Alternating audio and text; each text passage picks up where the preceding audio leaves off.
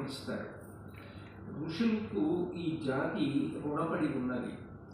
ఏ విధంగా ఋషులు మనకి దార్శనికులయ్యారు అంటే అపౌరుషేయము వేదము. అపౌరుషేయమైనటువంటి వేదమంత్రములను దర్శించినటువంటి వారు ఋషులు. వేదము అపౌరుషేయము అన్న మాటకు అర్థం అది ఒకరి చేత రచింప